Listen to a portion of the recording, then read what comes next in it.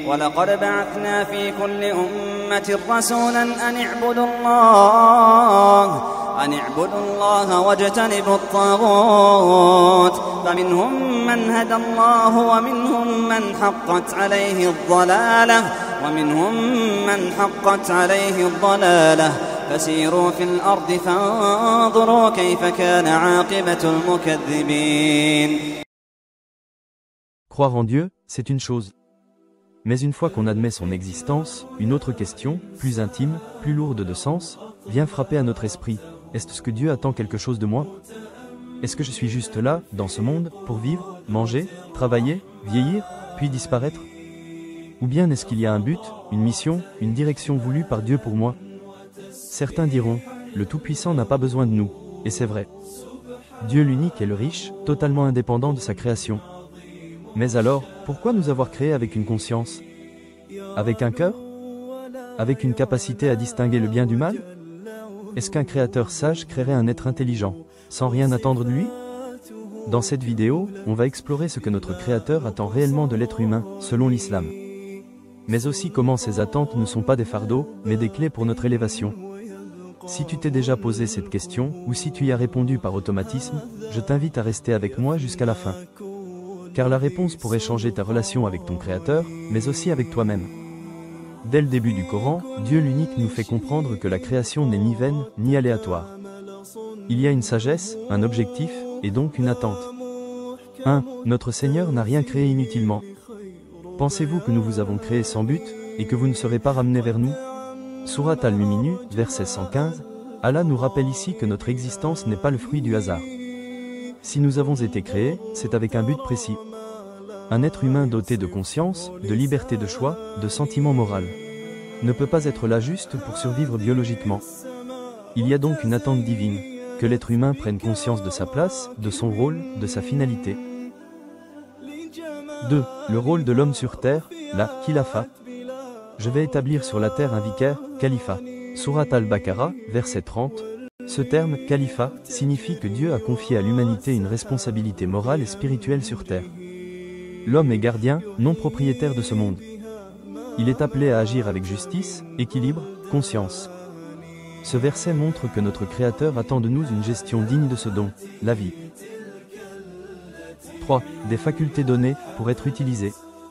Si Dieu nous a donné un cerveau capable de réfléchir, un cœur capable d'aimer, de se repentir, une liberté de choisir, alors il attend que nous utilisions ces dons à bon escient. Imagine qu'un professeur te donne une feuille blanche, un crayon et du temps. Et à la fin, il te demande « Qu'as-tu fait avec ce que je t'ai donné ?» Ce n'est pas injuste. C'est logique. 4. Une preuve logique, le sens de la justice. Même en dehors de toute foi, l'homme recherche naturellement un sens, une justice supérieure. Si Dieu est juste, alors la vie humaine ne peut pas être une suite d'absurdités sans compte à rendre. Il y a donc forcément un appel à la responsabilité, et donc des attentes. Dieu n'a pas besoin de nous. Mais il nous a créés avec des outils, une conscience, et un libre arbitre. Et ce n'est pas sans raison. Il attend de nous une réponse, une recherche, une posture, une manière d'être. L'islam ne laisse pas cette question en suspens. Au contraire, le Coran et les enseignements du prophète, paix et bénédiction sur lui, nous offrent une réponse claire, nuancée et profondément humaine. 1. Adorer le Créateur, mais au sens large. Je n'ai créé les djinns et les hommes que pour qu'ils m'adorent. Sourate Ad-Dariyat, verset 56. Ce verset pose les bases. L'objectif de notre existence est l'adoration de notre Seigneur. Mais ici, adorer, li-yaboudun, ne signifie pas seulement prier ou jeûner.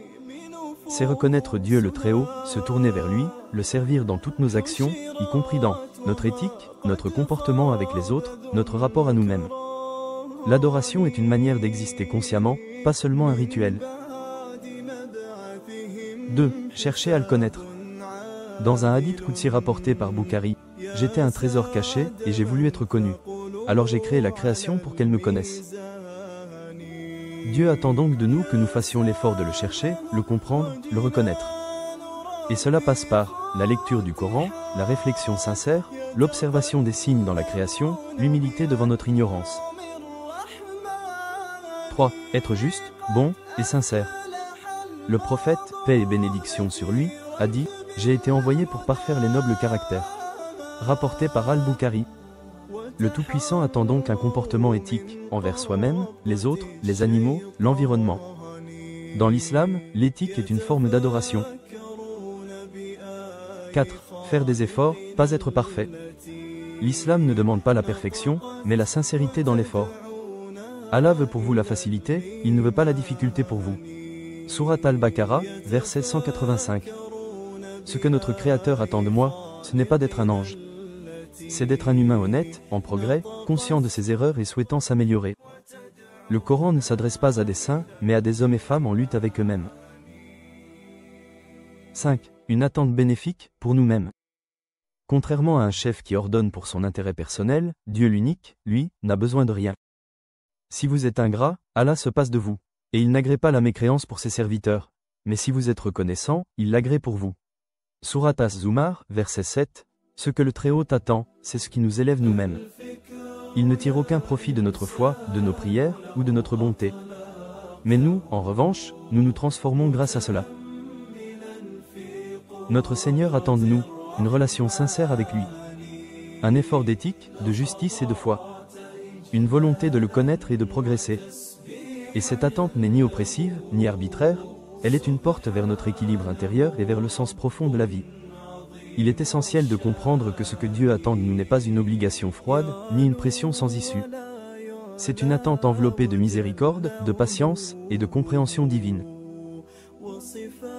1. Dieu est plus miséricordieux que nous ne pouvons l'imaginer. Ma miséricorde embrasse toute chose. Sourate Al-Araf, verset 156. Dieu ne nous attend pas au tournant, comme un juge sévère guettant la moindre erreur. Il connaît nos limites, nos luttes, nos erreurs, et il nous donne le temps de revenir, la lumière pour comprendre, la force pour corriger, et surtout, le pardon sans limite. 2. Même quand on oublie, il continue à nous guider. Et ton Seigneur n'est jamais oublieux. Sourate Maryam, verset 64. Dieu ne nous abandonne jamais, même si nous l'oublions. Tu t'égares? Il te laisse des signes. Tu t'éloignes? Il te rapproche par une épreuve ou une prise de conscience. Tu doutes? Il met sur ton chemin une parole, une personne, un rappel. Cette attente n'est donc jamais une condamnation, mais un appel permanent à revenir vers lui. 3. Ce qu'il attend, c'est qu'on avance, même doucement. Le prophète, paix et bénédiction d'Allah sur lui, a dit « L'acte le plus aimé de Dieu est celui qui est fait régulièrement, même s'il est petit. » Rapporté par Bukhari et Muslim. Notre Créateur n'attend pas une transformation spectaculaire du jour au lendemain. Il attend ta sincérité, ton intention et ton engagement progressif. Un pas après l'autre. Même si tu tombes, même si tu stagnes. 4. Même le pécheur a une place auprès du Tout-Puissant. Un hadith célèbre, rapporté par Muslim, dit « Allah tend sa main la nuit pour que le pécheur du jour se repente, et il tend sa main le jour pour que le pécheur de la nuit se repente. » Même celui qui pense être trop loin ou trop sale a une porte ouverte vers Dieu. Ton Créateur attend que tu reviennes, pas que tu sois parfait. Oui, Dieu attend quelque chose de toi. Mais il ne t'impose rien au-delà de tes capacités, il te comprend mieux que toi-même. Et surtout, il ouvre toujours la porte, même si toi tu l'as fermée. Si ce genre de réflexion t'interpelle, t'invite à penser autrement ou t'ouvre des perspectives, alors je t'invite à t'abonner. Tu peux aussi liker la vidéo pour qu'elle touche d'autres personnes, peut-être en quête comme toi. Et si tu veux partager ton point de vue, ton vécu ou même tes doutes, les commentaires sont ouverts. Merci d'avoir regardé, et à très bientôt, Inch'Allah.